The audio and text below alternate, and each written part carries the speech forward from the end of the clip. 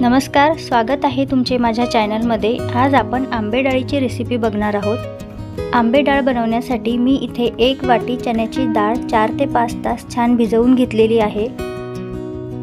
4 ते 5 तासात ही डाळ छान भिजून येते। आता ही भिजवलेली डाळ मिक्सरमधून जाडसर अशी वाटून घ्यायची आहे। ही डाळ मिक्सरमधून वाटून घेताना आपण यामध्ये अर्धा इंच आलं, 3 ते 4 कच्च्या हिरव्या मिरच्या, हिरव्या मिरच्यांचे अशा प्रकारे मी तुकडे करून टाकते। त्यासोबतच आपण घेणार आहोत 5 ते 6 लसूण पाकळ्या आणि हिरवीगार कोथिंबीर। यामध्येच तुम्ही थोडासा गूळही वापरू शकता, पण गूळ हा ऑप्शनल आहे।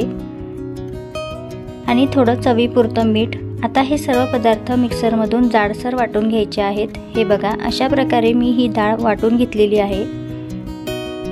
आता ही वाटून घेतलेली डाळ एखाद्या मोकळ्या भांड्यामध्ये काढून घ्यायची आहे, जेणेकरून ही डाळ छान मिक्स करता येईल।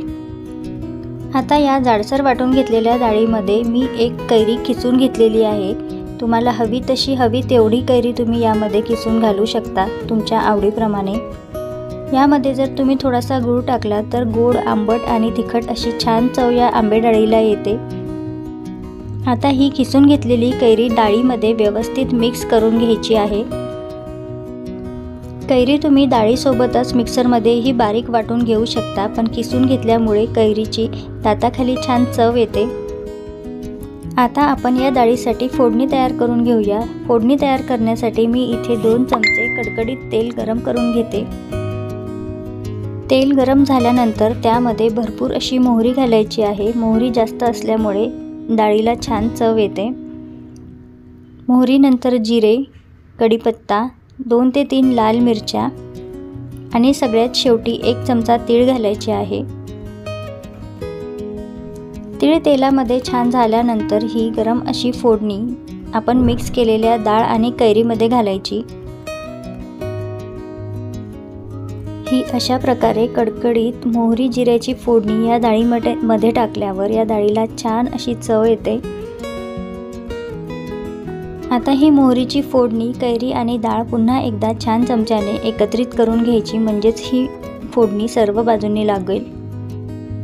ही आंबे डाळ तुम्ही उन्हाळ्यामध्ये जेवणासोबत तोंडी लावण्यासाठी करू शकता किंवा चपातीसोबत, भाकरीसोबत देखील खाऊ शकता।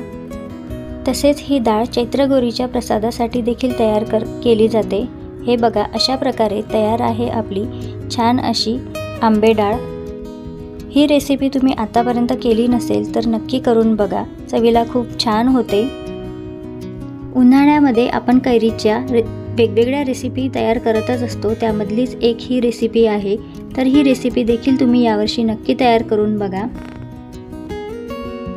चला तर मग, आजची आंबे डाळीची रेसिपी तुम्हाला आवडली असेल तर माझ्या व्हिडिओला लाईक करा, शेअर करा आणि चॅनलवरील नवीन रेसिपी बघण्यासाठी चॅनलला सबस्क्राईब करा आणि समोरील बेल आयकॉन देखील प्रेस करा।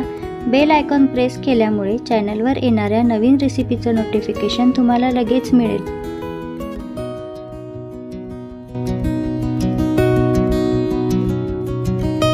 चला तर मग, पुन्हा एकदा लवकरच भेटू एका नवीन रेसिपी सोबत।